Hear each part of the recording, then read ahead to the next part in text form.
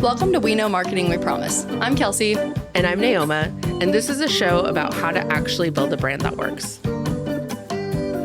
Welcome back. Today we are running through a little bit of maybe a little audit you could run on your social media accounts, your marketing, to kind of see where you're at in the identity crisis, because I would say most of the brands I've worked with over the last couple of years have been in an identity crisis. And so when, the first step of growth is admitting that you're in a crisis and probably need to reevaluate some things. So today we want to talk about brand identity and how that really is the foundation of all of your marketing. And if you don't have a strong brand identity, It's hard. You'll notice, and there's key things to look out for. And so, yeah. Okay, so I think there's going to be key things that you can mention because I have no idea because of yours in the social world. I think you probably But I can know. talk about what it feels like to not have a very established brand identity. And let me just rephrase, like when we're talking about brand identity, I'm not just talking about your visuals, like your logo, your patterns, your color, your type. I'm talking about like your whole brand, the whole essence, and how that, if that is not, hold on, let me backtrack. Everybody has a brand, but the people who intentionally shape it go further. So, and by shaping it, it means you have really invested in your positioning, you have invested in your messaging, you have a defined tagline that is not confusing, you have a visual identity system, so the logo, the colors, the pattern, the fonts, the whatever, that visually ties back to your business. You may have a mascot, but all of that is shaped and you have to shape it, or if not, it gets shaped by others. Yes. So the way I can tell if you're having a brand identity crisis is if you've only focused on the visuals. Yeah. And this is coming from a graphic designer. Yeah. But if you only have like a really pretty logo and like great color, like it can be the most beautiful thing, but like it will not make you sought after. No. And I think that's where it's like, did you make the logo for it to be beautiful, or like, what's the why? What's the underneath? Like, why are you even operating in business? Like, are you wanting to make money? Are you a nonprofit? Are you a for-profit? Like, what are we doing here and why are we doing it? And so if the goal was to just have a pretty logo, that's very different than having a brand that has been strategically created and implemented to then drive revenue because you're working with people that you want to work with and people that are attracted to like that essence that you're putting out there in your marketing. So yeah. I do think that I think a lot of people start a business because they are really good at something, or they see a need for some type of service or product or that, but then there's like this whole business side that gets neglected. And that's kind of what I've gotten to encounter as I've done strategy sessions with clients. And I'm actually thinking of a recent one that we brought on probably 3 or 4 months ago, maybe a little longer now. And they had a visual identity, but there was no language around like, I got that out of them in a strategy session, but like there was just a lot of like tone whiplash with this person's an expert, but this person's your, bestie. And like there was no like consistency. It was like really, really casual and friendly tone, or it was like really polished and professional thought leadership tone on their social media. And so it's like, oh, well, what are we trying to do here? Are you wanting, like, who are we trying to attract? And who are you guys? Why are you doing what you're doing? And getting into those details, then I was able to ask questions about like, well, it sounds like the person is going to need to trust you a lot before they're going to be ready to step into the buying process. So what would that look like on social media to nurture this trust and build this trust with this person as they're coming in contact with your ads or your organic content? And then it was like, oh, their wheels kind of started turning, and they were able to bring up even conversations that they had had with customers and patients, and because they were in the healthcare field, which is very, very important to have that trust factor built. rather than talking at someone with this like professional tone, it was actually let's invite them into like the curiosity of what we do and let's have them kind of come at their own pace, because then there really is like a level of trust by the time they open up and have a conversation with you. They're pretty warm at that point. Yeah. And so that was probably my most recent one. And then trying to figure out how, and I don't know the like design side of it, but if we're trying to do, you know, I don't want anything to feel when I'm thinking of their design for graphics or whatever on social, it's like, I don't want it to feel sterile, because that doesn't really build trust with someone. And I don't want the tone to feel that way either. And so what colors and things like that, I don't know, but I do know that this graphic feels way more sterile and unapproachable. And this one feels more approachable and warm and nurturing. And the language on it even reflects that as well. Yeah. I think you have a pretty hard job, just because you do encounter people who are like, I have a brand, and they may have a pretty established visual identity, like what you're talking about. And then as you do strategy sessions, you're starting to uncover the real essence of their brand. And like you said, you're not a designer, so it's really hard for you to translate that essence into visuals. And then they also have an established brand on top of that. So now it like that visual language does not meet the language that they really need to be speaking. Yes. And so you're at an odds, because you need to be on brand, like on visual identity, but that visual identity is actually doing that client a disservice. Yeah. And so that's actually when you know you're having an identity crisis in your brand, because things may look consistent, but what I'm saying and what it looks like are not aligned. Yeah. And it's actually harming you. That's when you really know there's something that needs to be fixed. And that's where I say, like, you can have the prettiest logo, you can have the best color palette, you can have all this stuff that is really award winning or whatever, but if it does not align to who you are and what you're trying to do, that is going to do nothing for you. It's actually going to harm you. Yeah. Yeah. And a lot of times what I notice is like the people are starting to feel that, and they can't pinpoint why. They can't pinpoint it, but they're kind of like grabbing at different things, which is where you really need to bring in an expert and start asking questions. But then they're also like, who do I talk to, and what kind of person, you know, even will know how to help me solve this problem. But one thing I tell clients all the time is like, if you do not know who you are and you are trying to figure out who you are in real time on social media, your audience can see every bit of it, and they feel it. They feel that you're trying to figure out who you are, because you're trying all these different things on social, and it's like, is this going to hit? Is this going to hit? Is this going to hit? When really all anyone wants is consistency. They want you to be sturdy. They want you to be stable. They want you to know who you are. They want you to know what you do and how you do it and who you serve, because one, you're not going to waste their time at that point. And two, you're going to know really, really well how to solve their problem, because they're probably in your like niche group of people. Yeah. And so that is the craziest thing I'll see. I'm like, wow, they're trying to figure out who they are. And I think you notice it more because that's your industry. I don't notice it. I'm just like, they either hired somebody who is a teeny bopper and is like, I can do social media, and they should not be touching your account, or Deb and Canva at the front desk are having a lot of fun and not doing what she needs to be doing, which is probably answering the phones. So that's what I see on my end as a designer. I'm like, they do not have somebody that understands the business to the level. You see it as this person is trying to figure out who they are.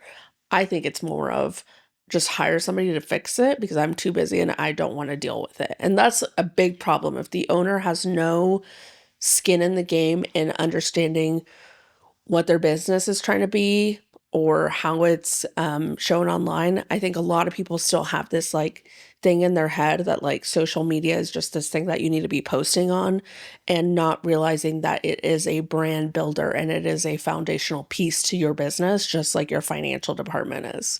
Yeah. So I think that's where, and I'm sorry, but I would not want Deb at the front desk handling my P&Ls. Why would you want her handling your social and your brand? Yeah, yeah. And that is one way of like trying to fix it. And what I notice with a lot of founders and CEOs before they get to me, they've probably tried 3 or 4 other ways Mm-hmm. to, get to know, whatever, trying to find themselves in real time, which you see it change on their social media, whether it's Deb at the front desk or it's an intern or them doing it themselves and it's really inconsistent. And then when they finally get to me, it's like, yeah, we've tried these other tactics and it's like, it's not working. And so Yeah. everyone has, 3 or 4 people have said to reach out to you because it's just a very different experience of going through strategy first, and figuring out who we are, what we do, how we do it, and then how does that translate to social well. So I think a great way for you to think of this if you are a business owner is that the currency of business is trust, right? People will do business with you if they trust you. If you were referred, if they've been following your content, if whatever the reason, it is trust. And the fastest way to build trust is to be so secure in who you are, have the confidence to show up online, and have all the tools you need to have an established brand that feels aligned and builds trust faster than other people, than your competition. yeah, yeah, absolutely.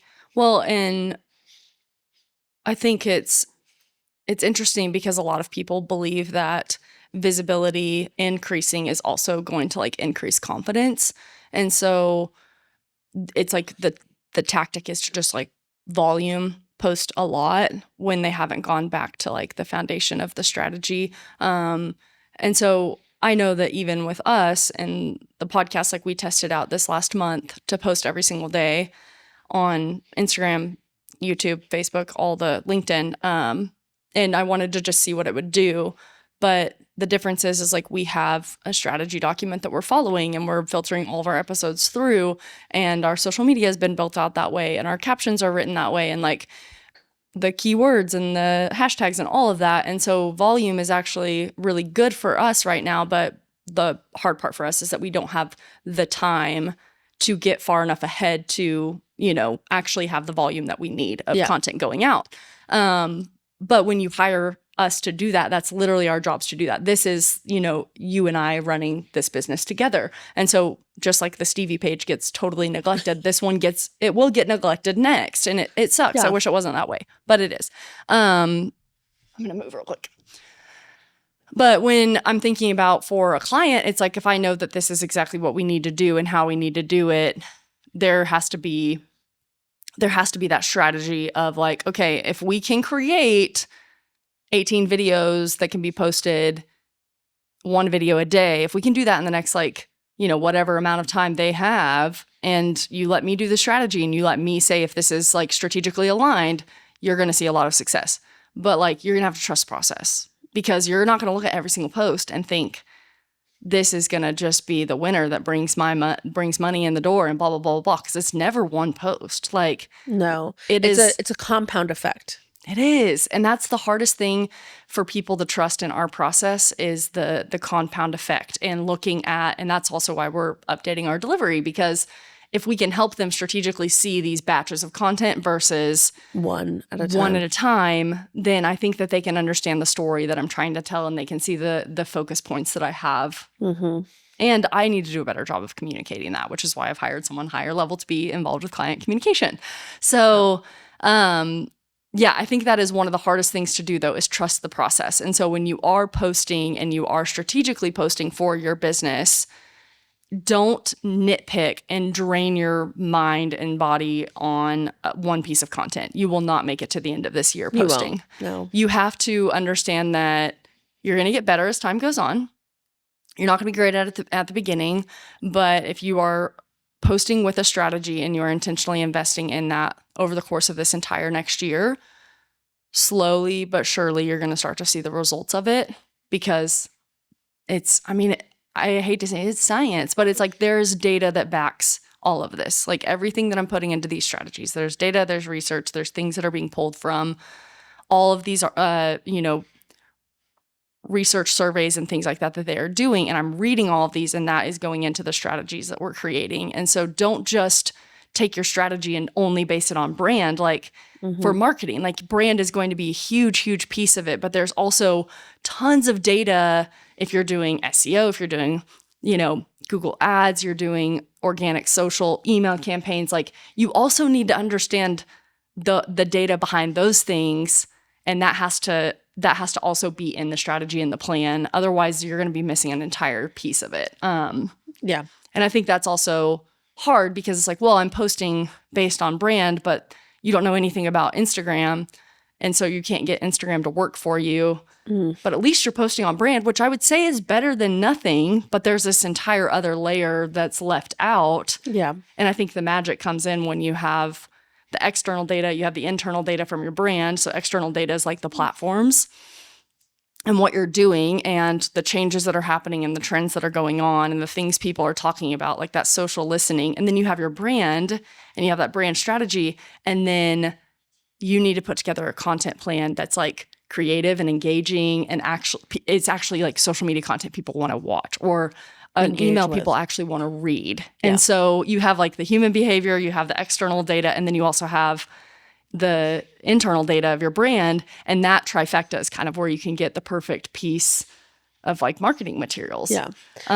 Most people don't want to take that time though. Yeah. And I get it. It's a lot. So what I've seen is most people are very interested in the platform data and even like buyer psychology, and they forget all about the brand. And what happens when you do that, or you don't have your brand established, is after a few years, you kind of look a little psycho because you've been melding your brand to fit into whatever it is. And so you don't look like you know what you're doing or like you're an authority figure.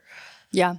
Yeah. And I see both because I have, and it almost feels like people live in one camp or the other because you get really, really passionate about brand and business and sales that then you don't care at all about what is changing on Instagram and what the trends are and what people are talking about. And I mean, you can start to predict some of these things with conversations that you're starting to see. And so I either see people fully camp here or fully camp here because guess what? You have limited capacity. And so you can't do all three unless it's your job and you're doing it 40 hours a week. Yeah. And you're able to build these things for, other people or your own company. And that's where a lot of people underestimate how much time social media takes, the processes that you need to have, the systems you need to have to do your social media strategically, and to also have someone who really, really understands the brand, because that's not something you just read in a document and you suddenly take on the essence of like the brand, your social media manager. That does not exist. No. Like that comes over time. Yep. And that's also where there's so much value in having someone who has fully like put on your brand's hat and is operating your social media. So whoever you hire for that, just know that more than likely it's been undervalued in your mind. Like it's not been seen as like how valuable it actually can be because it hasn't been brand strategy implemented with the other things. But then there's also like that person. I think social media managers have just been kind of undervalued with time because and maybe rightfully so because there hasn't been as much strategy involved. But I mean, I think it's kind of like my industry where you always have some people that are so undercharging that it is kind of damaging the industry as a whole, and they don't realize it. Yeah. I mean, I know designers that charge $200 for a logo, and I'm like, you are killing the industry from the inside out, and they don't see it that way. And I know that there's social media managers that are like, for $500, I'll do all your social, and it's like, everybody's like, yeah, that sounds great. But not realizing that, one, they're damaging their own brand, and then that social media manager is also damaging their own industry from within. So, well, the main thing is it just doesn't work. And there's no way for you to do, I remember David Baker said this when I listened to one of his podcasts. He was like, if you're hiring someone to do your marketing and you're paying less than $3,000 a month, you are not getting strategy. No. You are not. So I know like this is controversial because people will say that $3,000 a month is a lot of money to spend on social media. $3,000 a month is a lot of money. I will give you that. But what I am saying is if you are paying $3,000 or less, there is no way that that person working for you is able to be strategic and No. spend the amount of time they need to spend to understand your brand strategy, your marketing strategy, your sales strategy. If someone's going to actually do your social media well and represent your company, your brand, like, don't you want them to have a lot of time? Don't you want them to be like well compensated? Because that's such a key piece of your long-term growth for the next like 10, 20 years. The thing is, people don't see as I'm just going to guess here. People don't see as long-term growth because a lot of people have said it. I mean, the attention span on social media is like less than 7 seconds. Once the post is up, it's done. So I think a lot of people see it as like almost throwaway. Yeah. Like, right? Because it's so fast. But what they don't realize is like when you're strategic with social and when you're strategic with brand, you may feel like it's throwing away, but it's not. It's honestly going into a different chute and it's compounding interest for your brand. Yeah. One way or the other, like you said, Yeah. like you're building a brand one way or the other. Which way are you building it? Are you Yeah. building it towards long-term success, or are you devaluing your brand and killing your brand equity on a daily basis to where And it's gonna eroding be your trust. really, really hard to pull yourself out of that hole in 5 to 10 years?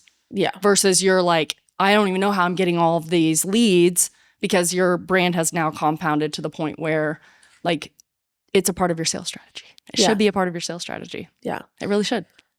That's where I don't think people understand how extensive brand is. Like they don't realize, they think it's just that lives in marketing, that lives in visuals, and not realizing that brand should really be touching customer delivery, sales, marketing, and Operations. internal decision making. So if there's no vision, if there's no understanding who you are and who you're trying to help and what problem you're trying to solve, all of this, it's really hard for you to move the needle. Yeah, absolutely. Well, On and I think, anything. yes. And I even think like you make for me, like I've made the relationship really, really sticky with a lot of my clients simply because I'm curious and I understand their business and I understand what they do better than a lot of their employees, especially the ones I've worked with for several years now. And so I have gotten into the nitty-gritty details of their operations. I want to see the new project management systems they're implementing. I mean, I think of Courtney, like when they're implementing HubSpot and I'm getting emails showing me where certain projects are at in the process so that I can better understand the process that she is putting. Because guess what? We talk about in her social media content, the process, how things are made. When do they get put back into, phase 1 versus phase 3? And so to remove marketing from the rest of the business is so silly, so silly. And it's what we do because we don't have time, we're lazy, but we do not understand the effects of what it is doing. And I've seen it so many times. And it's why I got to the place where I'm at today and operate so strategically and fully encompass a brand, which means we can't take on as many clients and we have to charge higher prices. Like those are two realities. If I'm going to do what I do the way I do it, I have to do these two things. Otherwise, I can't do this. Wow, look at you, not bending your process. But I was literally going to bed last night thinking about this and I was like, and I remembered the years of really questioning, like, am I crazy? Because I was so strategic, but everyone else was doing it this way. And I was like, am I crazy? Am I doing it wrong? And I would have clients even tell me like, why is this not giving me leads immediately when we've been posting for 30 days? And I was like, is that a realistic expectation? And I was really questioning and I would like internalize it and be like, and now I've come to the conclusion and can walk very confidently in saying that I know what I'm doing and I know this is actually what's best for your business and for your marketing. And that was because I think it was even you last Christmas break saying like, you're a brand strategist that's implementing their brand on social. And you're having to, one, if they don't have a brand, I'm having to like pull that out of them in a strategy session and then start implementing it. And then it was like, okay, you can see it. So then I can confidently stand up a little bit taller. But then 3 years ago, it was like, man, maybe this client's right. Like they're wanting leads this quickly and maybe social should do that. Maybe I don't know what I'm doing. Maybe viral content is the way to go. And I would just like really question because I was so misunderstood in my industry. Well, I also think that you were ahead of your time. Like, I think now people are leaning way more into strategy and way more into brand building and way more into brand compounding than 3, 4 years ago, because I felt the same way. I Yeah. felt people were like, I just want the logo. And I'm like, I know, but like you and I will go through the freaking ringer in the arena because you just want the logo and I'm trying to help your business do more. And I feel like I'm fighting you for you to be successful. This is crazy. And I felt the same way you did until now. I feel like everybody's like, why have these things not worked for me? And now everybody is so on social and so tuned in. Like what worked 2 years ago is not going to work now. And I also think like it's the easiest time to start a business right now than ever before in history. So you have more competition. There's still more markets. Not saying that there's a scarcity, but I'm just saying like what worked for you 2, 3, 5, 10, 15 years ago is not going to fly now because you either have competition or somebody's coming in to eat your market. Yeah. Yeah, absolutely. So Hmm. anyway, end of the Tangent. story is don't give your potential clients whiplash by trying to figure yourself out on social without doing any of the deep diving internal first. And that really starts with the owner and that starts with the CEO. Because if you cannot cast the vision, if you do not understand what you want the business to represent, and no, it's not, well, I want to be like the Apple of my industry, that means literally nothing.